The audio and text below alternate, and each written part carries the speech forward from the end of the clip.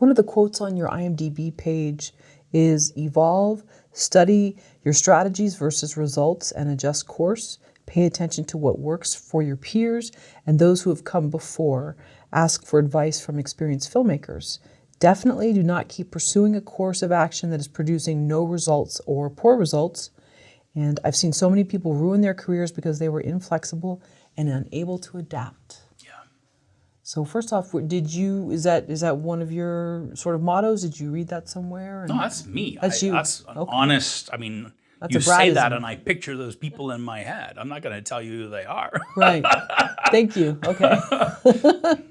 But so that's like the 30 years culmination of from sleeping on the egg crate to working on high-end music videos and film and seeing,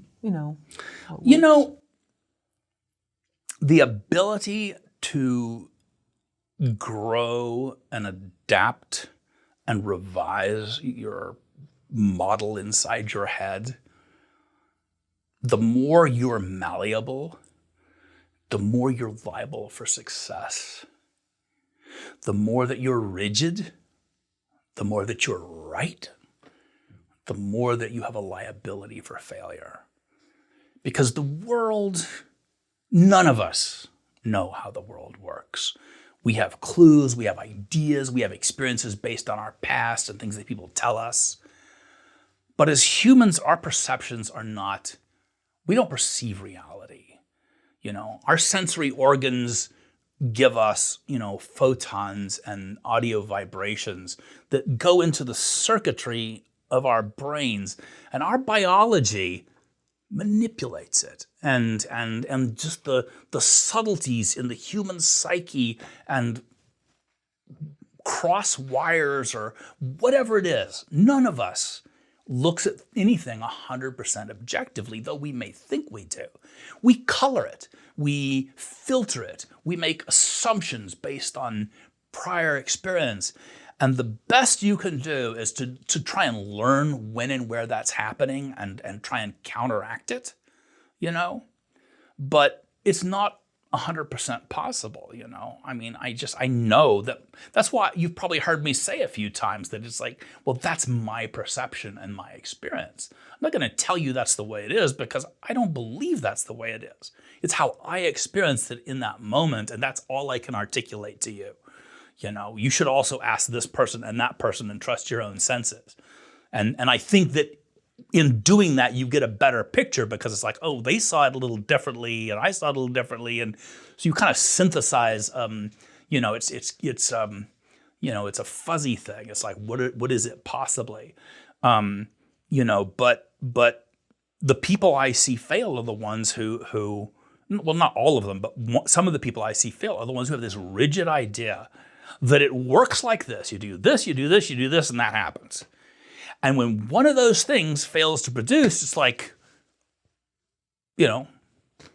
Hollywood hates me. People are evil. The system is rigged against me.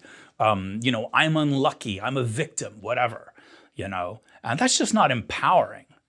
And even if somebody really did do a thing against you, even if somebody intentionally boned you, tripped you, even if you met somebody and it really was rigged, if you surrender to victimhood, you've given up your power, even if it's true.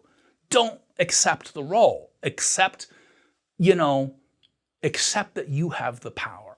And maybe you just don't go that way. Maybe you go this way, or maybe you go that way.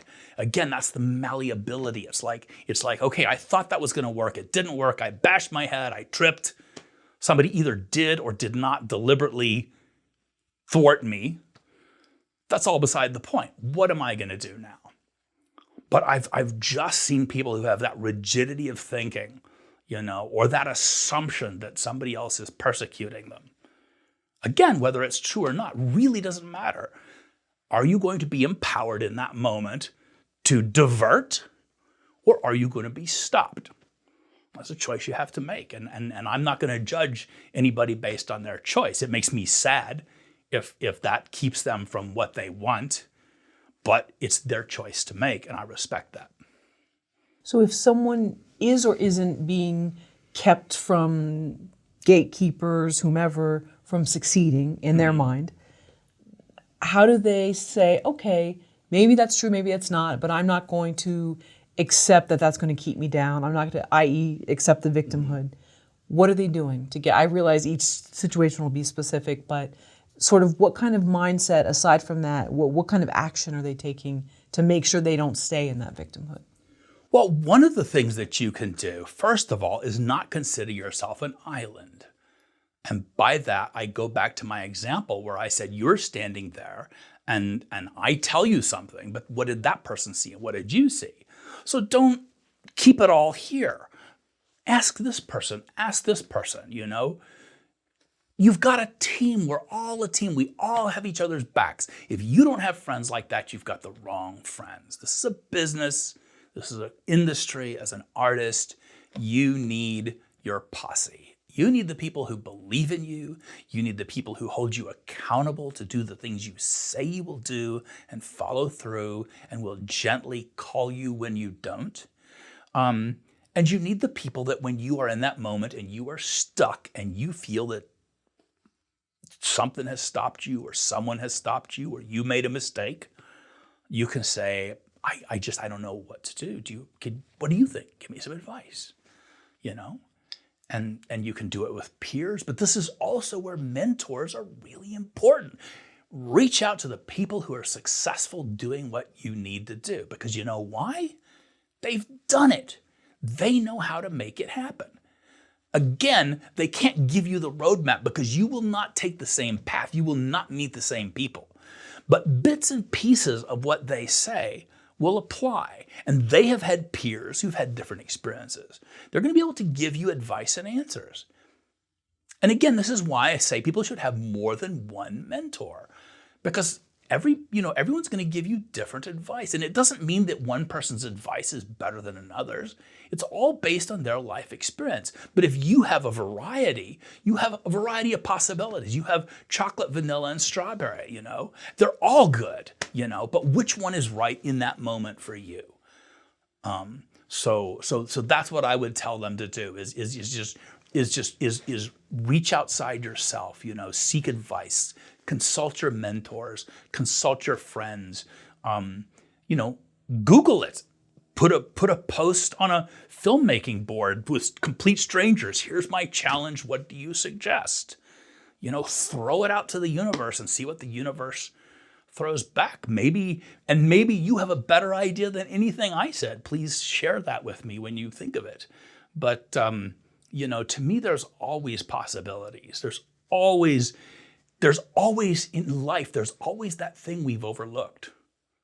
You know, no matter what we consider, you know, if life gives us A, B, and C, there's always secret answer number D. We may not know what it is, you know, but we can look for it. We can go to our peers and our mentors to try and figure it out. And there may also be, you know, secret answer E, F, and G. I don't know. But I refuse, if I look at the evidence and it does not permit me to continue toward my goal, then I declare that that's incomplete evidence. And just because I don't see it doesn't mean it doesn't exist. So rigidity kills careers? I don't think it kills. I'm not going to say, I wouldn't be so absolutist to say that rigidity kills creators, but I would say that rigidity hobbles options. You know, rigidity limits your choices. And if you are willing to give up rigidity, if you're willing to give up being right, in my case, if you are willing to give up being shyness or being shy, if you declare that this goal of mine, this dream of mine, is more important than all those other things, it opens doors. It gives you possibilities that do not exist if you say, my shyness is more important, or my being right, I have to be right. That's your prerogative. You can be right, but you may not get that thing you want.